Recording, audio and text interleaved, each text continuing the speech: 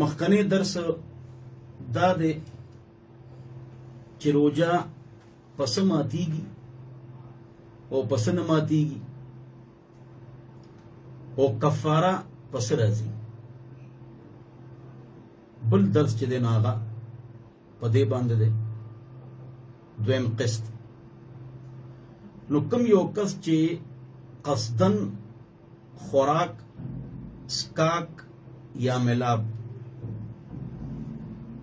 پروجه کې درزي وکي او یاد وی وتا او قصدن او مستی سره خوراک سکاک یا ملاب وکي قصدن او مستی، نو بیا په د باندې 2 میاشتې روجي راځي.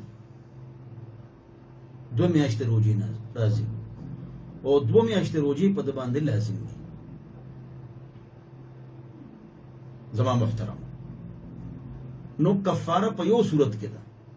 کوم صورت کې چې قصدن مسته سره رمضان مبارک پرس کې خوراک سکاک یا ملاب او یادی وته، نو پاغه باندې کفاره ده. شپېته روجي بنیسی ساړه کې دی ونیسی او پاغه کې با ګیپ نه راولي پر لپسې بنیسی الا کزانه یو بیماری را لاغه خیر ده، هغه ګیپ خیر ده.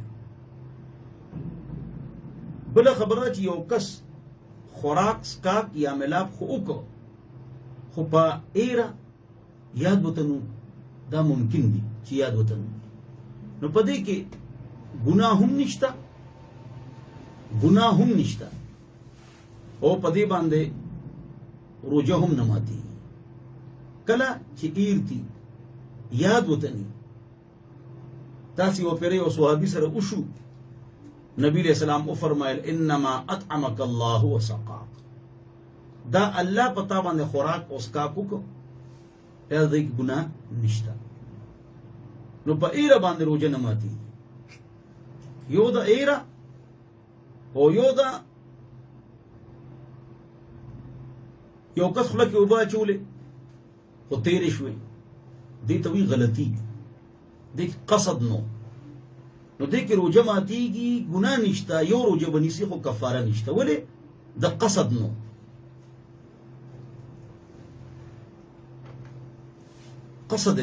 نو په ایر روجه نه ماتيږي او غلطه سره کوبو خلې کې لړې مېدې ته لړې نو ال روجه ماتي. خو یو روجه دا کفاره په ځکه نشته چې دې کې قصد نشته او مستی نشته. یو کسو هغه دونه تګ شو چې ملکیږي، دغه دې ملکیږي سم طبیعت خراب ده او درو جماعت کړه، نو په دې کې هم کفاره نشته بلکې یو روجه بنیسي. ولې دې قصدن یا مستی سره نه ماتي بلکې ملکیږي، دغه لګیا دې ملکیږي. په دې وتاو ته وړغونته واقعي لطیفوکم نو دا مسله به تاسو ته واضح راشي. مولانا ساجد صاحب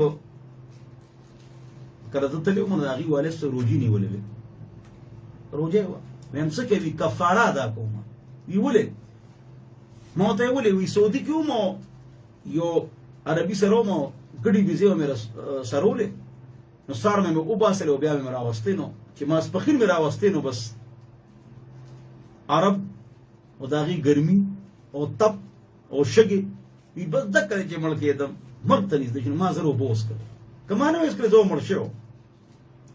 نو مو ته هیڅ پتا کفاره نشته ځکه چې تا دا کار قصدن یا مسته سره نه لیکل ته خو مړ کېده، روجه ته خو ماته شوی ده خو کفاره در باندې نشته.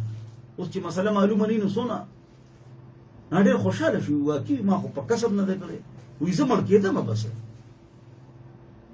نو بهرحال که یو کس ملکیږي نه بلا خبره ده هغه بیا کفاره نشته ځکه شریعت سخت نه دی. یو جنې یا الک چې بالغ دي خروج نشي ولې داسې می ګوره ماشومه ده 9 سال دا بالغ شو او چې روجنی سينو بيوش کیږي، یا ماشوم دی د 15 سال شو بالغ شو او چې روجنی سينو بيوش کیږي یا خرابيږي، نو دې کې علماء کرامو دا مسله ایمان نه کوي او دا کول پکار دي. هلته زموږ محله کې داسې یو کس چې بس د هغه د بچي ډېر کمزوري او روژې یې په زوره نیولې هغې او بېهوشه کېدل، دا خو ګناه ده. ما جعل علیکم فی الدین من حرج، ما ته یو ورځ روژه کوئ یو ورځ مه کوئ، یو ورځ روژه کوئ یو ورځ مه کوئ، او که بیا مې طاقت نه نو په 3 ورځو کې یو روژه نیسئ، په هفته کې 2 نیسئ، چې بیا کله ساړه شي نو بیا بیا قضا وکړي. ولې چې دا ماشوم او ماشومه روژه نشي نیولی، اگر چې بالغ او وینیوله روژه نه، نو یو بېهوشه شي یا بېهوشه شي او یو مړ شي. نو دې صورت کې به مطلب دا چې دې صورت کې به دا کس دا ماشوم نیسي، دا نور د قضا بیا ونیسي. بهرحال دا مسله ضروري وه چې ما وکړه او خلکو ته یې وکړه.